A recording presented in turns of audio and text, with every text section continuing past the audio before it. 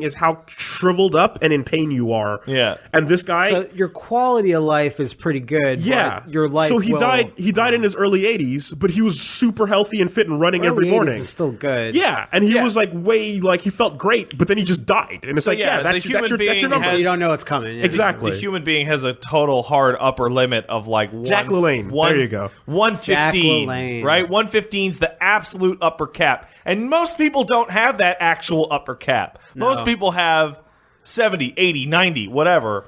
Like once you get past that, that's gray life. Yeah, it's gray life. Exactly. You can regen your gray or red life by tagging out and working out. You got to tag out for 100%. But if you stay in, yeah, then you're dead and you get dunked like Goku. No, don't let it happen. And if you have a significant other, I guess sacrifice your partner for more time on the clock. And the last, to whatever deity you subscribe to. And the last thing you want to do is tag out and then get knocked back, switched in. Yeah. And then all that gray life disappears because you didn't get time to heal it back. You know, this analogy keeps working because you can use, like, tag assists like Hinata, and that's your cat or dog. Sure. That's just free life. That's just bonus life. I mean, sure. I'm not really, because you don't get more life. You just don't subtract. Well, like cigarettes subtract. No. Booze subtract. Cat or dog equals, like, extra years for real. I think so. Yeah. What are you talking about? You don't know that? People with dogs and cats, and in some cases, like, bunny rabbits and shit like that, they live on average like 2 to 3 to 5 years longer. That's why they have those pet programs for old people. They bring pets around because it literally makes them go, there's things worth living for. Okay, but is that like correlative or is that just like... No, that is absolutely like cause effect. It's because of the stress reduction. I've never heard of that. Wow. I've heard of it before. The day-to-day stress reduction and the endorphin release of having a furry animal that you love and you pet it and you go, yay. Like, just over time, decreases your risk of heart disease, decreases your risk of this and cancer and all sorts of Pets are buffs. Yeah. Yeah. Wow. Because it's like less stress overall. No kidding. You know? Dogs and cats are support classes. That's crazy. The problem with them is that they are very, very finite. Yes. Yeah. So, yeah, you gotta... Unless you're... You gotta re-up. Unless you're Bette Midler... In which case, I don't know if you've seen that headline, but, like, Bette Midler cloned her dog. I'm going to assume you mean Barbara Streisand. Did I... You said Bette Midler, but I've never heard of this. Those are the same person, essentially. Yeah, in my head, they kind of are. It might be Barbara Streisand. So she cloned her dog, and then she cloned her dog again? Yes, exactly. And then, so she has 2 clones of her original dog. Day. And she's definitely got more in the lab. A friend of mine was talking to his mom about that, and the mom asks, but did they keep their memories? Doesn't work that way. No. Doesn't in it? 6th day, you can get your memories back, but they clone animals, but they never mention the memories at all. Yeah. Or I'm not sure if they do. It's a different animal. It's just because they download your brain. Identical. They download your brain wave. Yeah, honestly, we're not there yet. If you want to perform the movie is what might be the most unethical experiment conceivable, I know how we can solve a bunch of these problems. Well, first of all, your immediate it's kind of like I can tell where you're going with this. Because hey, it's the language kit experiment. Well, you know what like the most valuable thing to science is twins separated at birth. Oh, totally. And every scientist gets a hard on for that scenario. Oh man, totally different. Like identical starting point, wildly varying input. And I feel sorry for those people with how harassed and hounded they must get. Like Mormons at the door with dudes in lab coats being like, do we really need... If you just... Come on, like, fuck. I'm very much not allowed to perform the experiment that would end up with you two. So you have it naturally. No, you clone a bunch of shit. Yeah. So and then you raise it. That's like their pornography. Weird boxes. It's like, it's instead of asking for a copy of Gigantic Asses, you get a copy of, like, twins separated at birth. Sure. And they're all in on that. It's a fucking... Nature versus nurture. Oh, Jesus. Yeah, I need to see which build is more viable. Yeah. Look, the clone dog thing, like I get it, but it's really fucked in the way that it's like you just money that situation away so you always have the same dog. Yeah, no, only if you're an idiot. Like you want, like I can see you cloning your pet if you're like the pet that I have that I love. Parts of the reasons that I love it is because of its particular temperament, its attitude. You know, these things that are innate, right? But do you show more love to the one with the recessive genes? Yes. No, but that might be the superior one. In the end, there was a secret third dog. Some people don't like getting the same animal afterwards because it reminds them of their old animal. Yeah, of course it does. Because Zach was a rescue cat, and our friend Elizabeth found Zach. Yeah. And he looked similar to the cat she did lose. Yeah. And she's like, I don't want this one because it's too real. I would assume, like, the average normal person, like, it's healthy to go through the beginning and then closure of losing that animal and then getting a new one. Chapter complete. But here's the problem, right? Say, like, almost... You don't want to fucking pet cemetery it. Elmo's maybe you do. Almost Sometimes 10 years the old. ground turns sour. What you put in is not what you get out. My cat almost 10, right? And he's got 5-10 more years easy, right?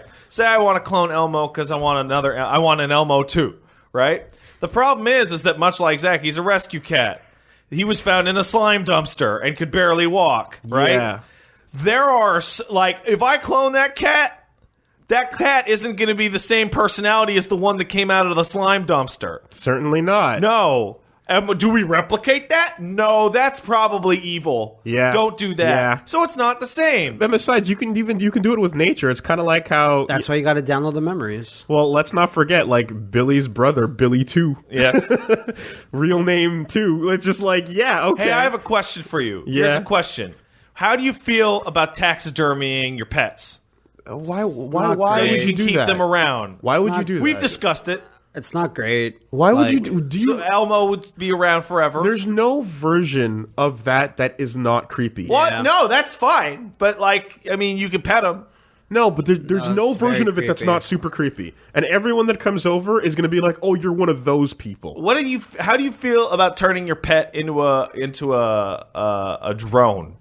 How about taking a picture of your pet and putting it on the wall? Like, I was waiting to hear, like, a ring or a plant or something. Like, the most, like, all that weird death stuff is, like, it's fucking just, it's an industry that needs to chill the fuck out.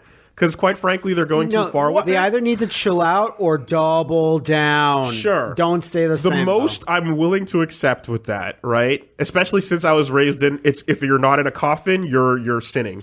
Right, that was my background on my keys. That's weird. Out. You said sinning and just shit and then flew God out of your almost pants. smote you. And the reasons why, of course, are because when Judgment Day comes and you resurrect, if you don't have your body to resurrect too, what the fuck, right? You're fucking up the process. Can't you just be like a spirit, like no? You got souls? No. The burial process. You can't be Geist. It's desecrating. It's desecrating the can't body. Control dog food. There's a designated way to take care of bodies. But anyway, the most I'm willing to you eat them. The most I'm willing to accept is the version of it where it's like, if you want to do that thing where you say you cremate your pet, and then you use its ashes to, like, plant a tree. What if you put them in an urn on the mantle? That's cool. Okay. That's fine. Or you do that, like, again, but that like urns, like a mantle urn and coffin are obviously normal. And then when you get into there's the things where you can make a jewel out of it, like a ring, or a put necklace, his ashes inside a thing, pendant. It's all getting weird. The thing with, like, a tree, a nature, and whatnot, that's cool. I'll take that. That's fine. Say a tree, a nature, a nature. You can turn your ashes into a nature. Yeah, that's fine. But, like, that's nice. I would extending like that. Beyond that gets a little bit. What if instead of an urn, it was a statue made out of their skin and bones? That's taxidermy. Okay, yeah. I was trying to trick them. All right, I'm just saying. I just don't see the appeal. And that becomes a conversation piece when you're much older, and you have the room, like the family room, in which all your loved ones are there. All taxidermy. Yes, that's correct. Who walks into that house and doesn't immediately 180? Cool people. Oh, I'm in a sequel to Don't Breathe. Yeah, nice. Basically. Right? Also, walking around, stumbling around for a glass of water at night? Yeah. No, that's why you have them in the room. Yeah. Staring at you at all times. No. In their own room. In an own taxidermy room. So it's you have a normal life, but when you feel like being fucking weird, you could walk in there and just sit and be like, "I miss you guys." Yeah, you're fucked. Yeah. I'm just saying, man. I'm just saying. That's fucked. I think Homer asked Marge, like, "I want you to stuff me and put me on the couch." And she goes, if I fucking die tomorrow, I am totally cool with a stuffed taxidermied version of me just sitting right the fuck here every week for the podcast. I am super cool with that. I forget which country it's in where it's a normal thing to get the body back from the morgue for a day for a last night of partying, where they dress you up and kind of have you hang out in a seat in the corner. I've never heard of sure that's not just Ireland? There are photos. I've seen photos of dead bodies of people at a party where they're throwing a farewell hangout, and they're just dressed up and they got like a beer in their hand. And they're just being the trash that they were in early life. 19th century, though, there's all those creepy photos where they take photos with their dead body friends. Sure, there's that. That always freaked me out. Well, here's the thing, because hanging out with dead people used to be very common, because you used to it used to even be hilarious in the traditional Bernie style. That's correct. But way back in the day, prior to I want to say the 1920s-ish, you had the parlor. And when Grandpa fucking died, you laid him out in the parlor. And then people came and hang out with Grandpa for a day or two. And they took their photos with Grandpa, and then you ship him off. And then, I think it was fucking Good Housekeeping or some shit, just said, that's fucked up and weird. We don't like that, and that's bad for your house. So we're going to call the parlor the living room, where only living people are allowed. And that is why the living room is called that. Oh, that's cool. It's straight up, get your fucking dead relatives and shit out of the fucking den, basically. Wow, how about that? Get out of there, you fucks. And we've come a long way. Like the old Weekend at Bernie's version of just moving the body around. Like, you can put little electric shocks to keep people twitching. Yeah, you can make a sequel to that. You can get somebody's dick hard if you shock him enough. Yeah, you should make him twitch around and do a whole. Would you be okay with that? Oh, fuck it. Yeah, so I don't give a shit. I'm dead. Could we twitch your corpse into movement? What fucking legacy do I need to leave? If I go, that means everybody in my family's older than me. So if I go, there's probably nobody left except for my nephew, and he's probably cool with it. He'd probably be like, shock him. Shock Uncle Pat. Shock his dick.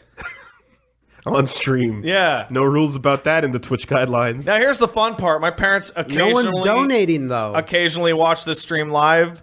So there's a 50% chance I'm going to get a fucking weird text message in about 10 minutes. Yep. Yeah. We'll be sure to have a nice thumbnail that week of us going, oh my god, with your body in the background. Oh, that'd be super sick. That's the way to get clicks. Oh, fuck. Should we kill one of ourselves now just to Bernie it? Just to cash I'm not sure if it's worth the joke. I know. I often daydream about faking my own death to prank people at my funeral, but I mean, that's a setup. You burst out of the coffin like Awada did. Yes, exactly. Yeah. On a jet ski. Never forget about the necro pants, by the way. The necro pants? Yeah. The, what was that? That was the Nordic, I want to say, tradition of turning your friend's dead body into a pair of pants where you wear their skin. Okay, that's cool. And it was basically it was a luck or fortune or power thing. But or a leather face thing. Yeah, just turn yourself into a pair of pants and wear those pants. Yeah, that was a thing. And if your friend's an asshole, you shit your pants. Maybe a maybe like a chapeau or an armband, but never pants. Okay, you have to get turned into an item of clothing. Okay, I said chapeau or armband. I'm gonna go with hat for sure. Hat's cool, and I want it to be my head from my nose up that somebody wears on their head. Yeah, okay. A bracelet would be like good. A toque. Yeah. Ooh, brass knuckles. And it has eye holes, so it's like a weird looking toque. You turn into a bald person. I'm going 100% scalp because that's the obvious. And if I were like a monster hunter and I was thing and I got killed, your armor of me would have my scalp. Yeah, that's fine. So Can I change my answer to brass knuckles? It's a piece of clothing. Well, you'd have to. It would be bones, right? But it'd be your knuckles. So it wouldn't be made out of brass. Well, it would be human knuckles. Yeah, it'd be knuckles. I can punch people. Yeah. But are your knuckles good for being brass knuckles? They look kind of soft. Well, they are. It's true. What's your milk consumption? Why are you fucking talking about my soft knuckles? Unless they use now I'm putting them under the desk so no one can see.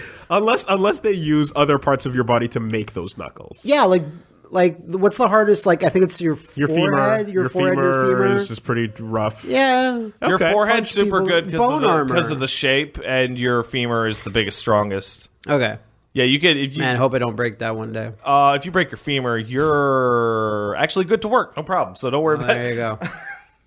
We could break all of our legs and be fine. Oh, yeah. Waist down is completely worthless. Yeah, but when I was getting the arthritis, holy shit, was I terrified. Yeah.